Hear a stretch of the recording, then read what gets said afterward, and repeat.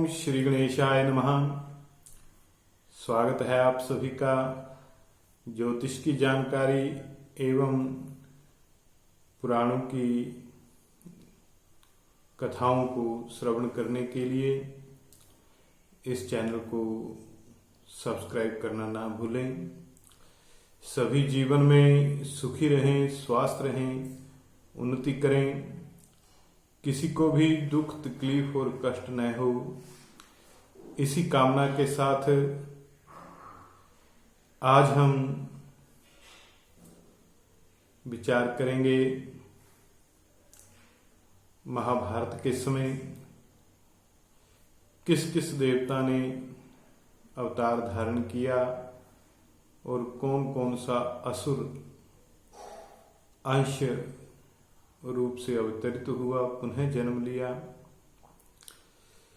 जिस समय भगवती पृथ्वी गाय का रूप धारण करके भगवान की शरण में गई तो उस समय भगवान ने कहा कि मैं वसुदेव और देवकी के यहाँ पुत्र के रूप में जन्म लूंगा और सभी देवता पृथ्वी के ऊपर जन्म ग्रहण करें। तो इस प्रकार उस समय पृथ्वी के ऊपर बहुत से देवताओं के अंश अवतार हुए और बहुत से असुरों के भी जन्म हुए, उनके भी अंश अवतार हुए। एक समय जन्मे जी ने व्यास जी को नमस्कार करके प्रणाम करके पूछा कि उस समय किस किस देवता का अंश अवतार हुआ था। तो व्यास जी ने कहा, व्यास जी कहने लगे कि कश्यप ऋषि वसुदेव जी का अवतार लेकर आए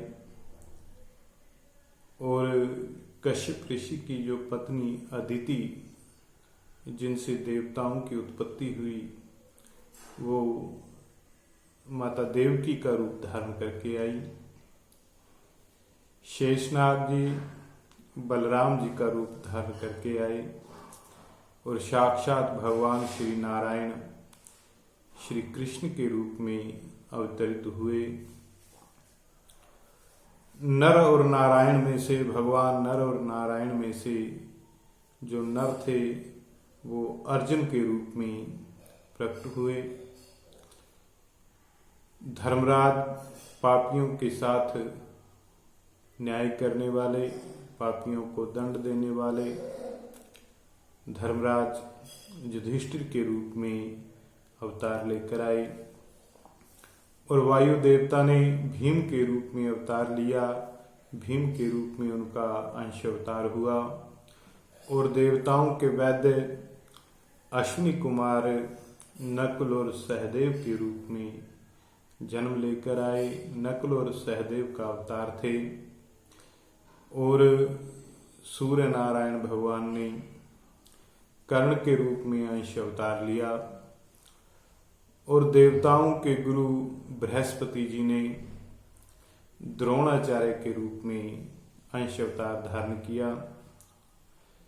भगवान शिव ने अश्वत्थामा के रूप में अंश अवतार धारण किया। अश्वत्थामा भगवान शिव का अंश थे।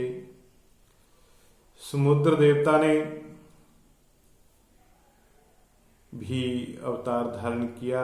राजा शांतनु के रूप में समुद्र देवता ने भी अवतार धारण किया। जो 49 मृदुगण कहे गए हैं उन्होंने राजा विराट के रूप में जन्म लिया, अवतार धारण किया और अरिष्ट नेमि के पुत्र हंस ने धृतराष्ट्र के रूप में जन्म लिया और मृदुगण ने एक और अवतार धारण किया कृपाचार्य के रूप में। और दुर्योधन और शकुनी किसका अवतार थे ये भी मैं आपको बताऊंगा। सनत कुमार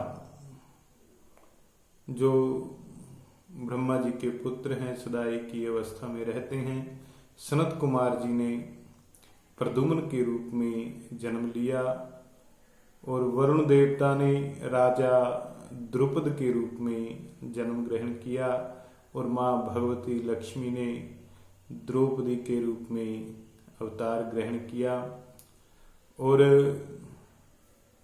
सिद्धि देवी ने कुंती के रूप में अवतार धारण किया और भगवती धृति ने माद्री के रूप में जन्म ग्रहण किया। आपने दुर्गा सप्तशती में इन मंत्रों को पढ़ा होगा।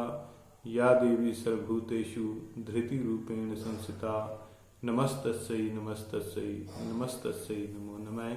वही भगवती धृति ने माद्री के रूप में अवतार धारण किया और मति देवी ने गांधारी के रूप में जन्म ग्रहण किया।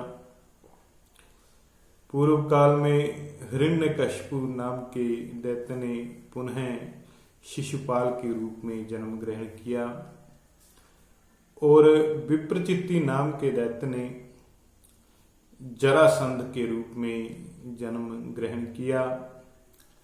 प्रहलाद जी ने शल्य के रूप में अवतार लिया, शल्य के रूप में उन्होंने जन्म लिया और काल नेमी नाम का असुर कंस के रूप में पृथ्वी के ऊपर प्रकट हुआ और हैशिरा नाम का दैत्य जो था वो केशी के रूप में जन्म लेकर आया और राजा बलि की पुत्री बकी, जिसे रत्नमाला भी कहा जाता है, वो पूतना के रूप में जन्म लेकर आई और कलयुग जो इस समय चल रहा है, कलयुग ने भी उस समय जन्म ग्रहण किया।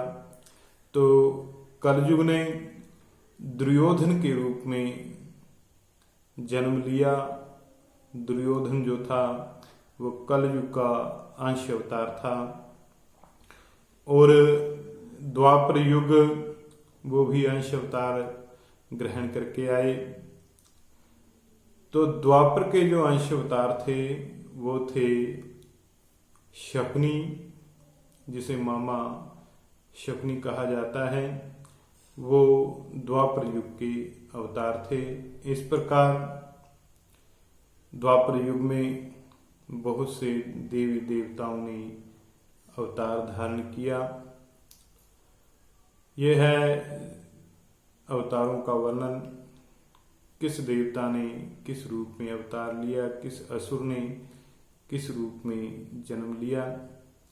तो ज्योतिष संबंधी किसी भी प्रकार की जानकारी के लिए एवं पुराणों से संबंधित भी किसी भी प्रकार की जानकारी के लिए आप मुझसे संपर्क कर सकते हैं।